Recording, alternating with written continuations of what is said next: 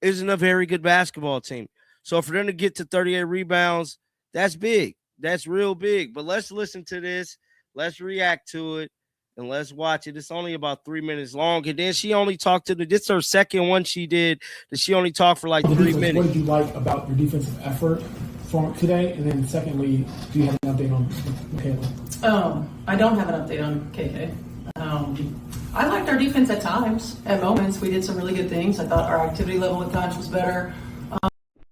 New footage circulating online appears to show Caitlin Clark in a heated exchange with members of the Indiana Fever coaching staff, and the clip has set off a fresh wave of reaction from her supporters. In the video, Clark can be seen engaging directly with coaches in what many are describing as a visible expression of frustration.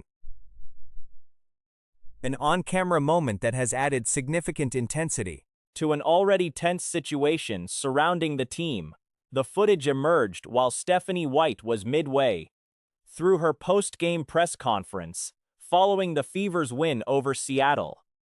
White addressed the team's defensive performance, acknowledging incremental improvement, while noting that foul trouble and defensive breakdowns remain ongoing issues. At moments, we did some really good things. I thought our activity level at times was better. Our help side was better. At times, our first and second rotation. It's just got to be more consistent. We're still fouling too much. We're still having a lot of breakdowns. But at times, we were better, and that's what it's going to take. It's 1% better every day, putting one foot in front of the other, and collectively, having 5 people on a string. What do you like about Lexi and that starting group? And kind of to that end, you've changed your rotation up every single game to some extent. What do you feel like you're still trying to learn with this group this year? Well, On the subject of lineup decisions, she explained that Lexi Hull's inclusion in the starting group was motivated by defensive matchup needs, while Sophie Cunningham came off the bench to provide floor spacing and shot creation. White also addressed the small ball lineup that featured Clark, Raven Johnson, Hull, Cunningham, and a rotating fifth, calling it a situational response to the matchup, rather than a long-term blueprint. When a reporter noted that the game represented arguably Clark's most complete performance in the roughly 10 months since her return, White credited Clark's physical recovery, pointing specifically to her burst and explosiveness. She observed that Clark's movement patterns looked restored. Her lift on jump shots appeared sharper, and her ability to draw fouls indicated she was operating with full confidence in her body again. Every single game to some extent. What do you feel like you're still trying to learn with this group this year? Well, we're 4 games in with a lot of new pieces, so we're trying to figure out what the best combination of players is for the best, net outcome. We know we got people that can score, we got some players that can defend, but we've got to have consistency throughout the course of the game. So we're trying to figure that out, and it takes time. It takes time. What was the first question? Lexi starting. Oh, Lexi. Yeah, I wanted to give a different look with defensively, have somebody else out there defensively, and I thought in our second unit we needed a little bit more. Back to the footage. The reaction online has been swift. Many Clark supporters interpreted the clip as evidence that she has grown tired of the level of control being placed on her game, with the argument being that the first half of the game went significantly better for Indiana when Clark was operating more freely, only for the second half to level out. The contrast between those two halves is being used as supporting evidence for the broader case that restrictions on Clark's play are costing the team. Some voices in the discussion caution that the footage could be framed negatively if presented without context, while others pushed back on that concern, arguing the moment should be viewed as a player standing up for her own performance and vision. Defensively, and I thought in our second unit we needed a little bit more floor spacing and shot making, and so I thought Sophie gave us exactly that. For part of the third quarter, you had a little small ball lineup with Caitlin, Raven, Lexi, Sophie, and then KK or Naisha, just what did you like about that small ball lineup? Guys, I got breaking news. We're gonna have to stop this. Some footage just came to me. Shout out to my guys over at Fire Stephanie White. A recurring sentiment across the conversation is that White came to Indianapolis drawn by the franchise's history rather than by any particular investment in developing Clark's style of play, and that The tension between them reflects a fundamental mismatch between a coach committed to a structured system and a player whose value lies in operating outside conventional frameworks. White, for her part, gave no indication of internal conflict during her press conference. Her tone was measured and forward-looking, pivoting from the Seattle win toward preparation. This is a preview. Portland Fire. She treated the newer franchise similarly to how she approached Seattle. A new coach, a new system, and unfamiliar combinations of personnel that require film study and careful preparation regardless of the opponent's relative experience in the league. Shout out to my guys over at Fire Stephanie White. It looked like Caitlin Clark was caught on camera arguing with coaches. Let me blow this up here. I have not this just popped up here. It states, fire them all. Stephanie White was pissed at how CC ran the team in the first half. Well, guess what? Fever were plus 11 in the first half and tied in the second half. Caitlin Clark arguing with her coaches. She looks like she's done with their BS and attempt to. The moment has sharpened the divide among the fan base, with some declaring that support for White and support for Clark are now mutually exclusive positions. Caitlin Clark put together a near-complete performance in Indiana's bounce-back victory over the Seattle Storm, leading the Fever in virtually every statistical column on the box score. Rebounds, assists, she topped both rosters in all. 3. She also led in blocks. Yes, an attempt to micromanage everything she does. This coaching staff is not fit to coach a modern style player. Let's watch this. So this is the video. Caitlin Clark is going off, bro. Oh my God. Wow. Wow.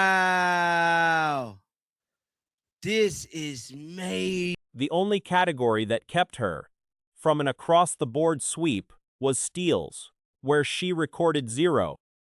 1 steal, and Clark would have technically paced every meaningful stat on the floor for either side. As it stood, the only Fever player who edged her in any column was Lexi Hull, who drew more fouls. Clark also broke a WNBA record in the process, a notable footnote to what was already a commanding all-around effort. This is major. Wow. So Caitlin Clark snaps on coaching staff. My goodness, guys. Is things starting to boil in Indiana right now? Because it looked like it is. This looked like things is boiling. Oh my God. Now, I don't want y'all. The performance reinforced something that has become increasingly difficult to dispute. The gap between the Indiana Fever with Clark running the offense and the Indiana Fever without her is enormous. When she's operating freely, drawing attention, opening lanes, and distributing from the perimeter, the team can look like one of the better offensive units in the league. When she exits the floor, the offense becomes genuinely poor. Oh my God.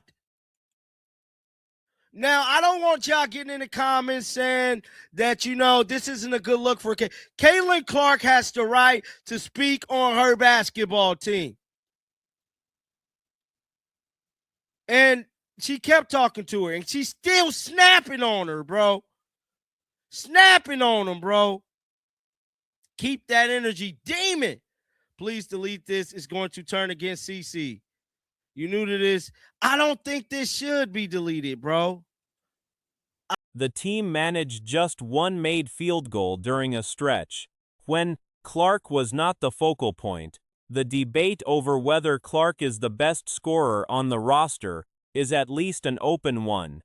Kelsey Mitchell is a legitimate offensive threat, but the question of whether she is the best playmaker and passer on the team is not really debatable at this point. This is one of these things where Caitlin does everything. She does everything for this team. And like Caitlin Clark, she broke a WNBA record. Like, she broke a WNBA record in a massive win against the Storm. In a bounce-back win. Like, they need this win. Like, they absolutely need it. Her defensive effort is more complicated. Clark has the capacity to be Indiana's best perimeter defender when fully engaged. And on this night, with Raven Johnson not yet providing consistent help in that area, she arguably held that distinction. The caveat is consistency. Like, they absolutely need it. And the thing is, when it comes down to it, like, this is a game where the Fever are never going to lose. But it is clear. The Indiana Fever, without Caitlin Clark, their offense is like borderline bad. Like, just bad. It's just bad. Like, their offense is not very good. And that has to always be taken into account as well. There are stretches where her effort on that end visibly drops off, which remains a real flaw in her overall game. Raven Johnson's development also draws attention in this context. The transition from college to the pro level has exposed a meaningful limitation. At South Carolina, simply pushing the ball to either wing created an automatic matchup advantage. Be taken into account as well. And you've got a team with not great offense without Caitlin, but a world-class offense with her. Oh wait, she led both teams in points, rebounds, assists. Flaw J had her beating blocks though. She led both teams. She led both teams in points, rebounds, and assists. And that's the thing, is like, I'm saying this in a way, I was like, at this level, that same action produces no such edge. A point guard in the WNBA needs to manufacture advantages independently, and Johnson is still working toward that capability. The underlying concern for Indiana isn't Clark.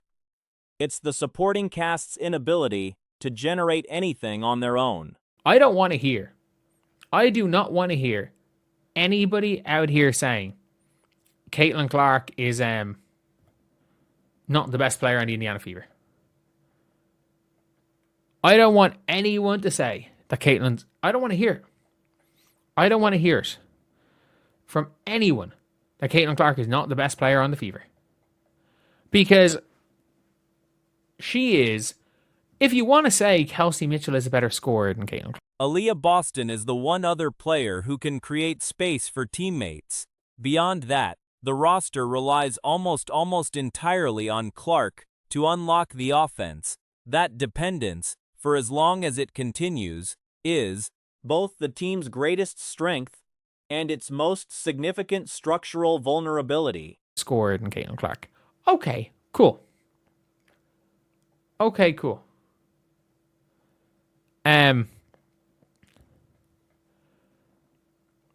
It is one of those things where there's more to basketball than scoring.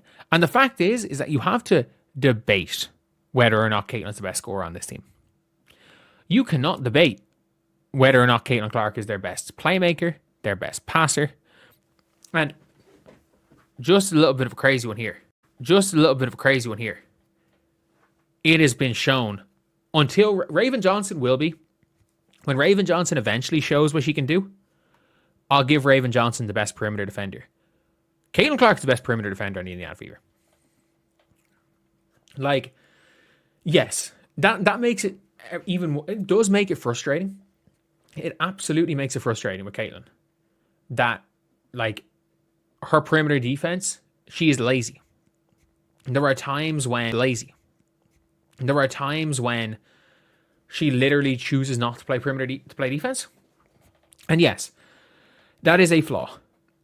But the fact is that when Caitlin Clark locks in, she is the best perimeter defender on this team. But Lexi Hull has become the worst defender on this team. Like, Caitlin does everything. Caitlin does absolutely everything for this team. And I don't think people realize it. Like, Caitlin Clark has to do every single thing for the Fever because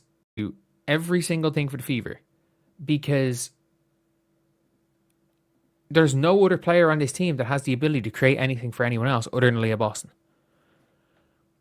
Aaliyah Boston is the only player that can create an opening for anyone on the team. Like, the problem with Raven Johnson is she still thinks it's South Carolina. She still thinks she can just pass the ball to a wing, and that creates an advantage. Like, the difference is, at the pro level, the problem with Raven is that, running the point, is that you have to basically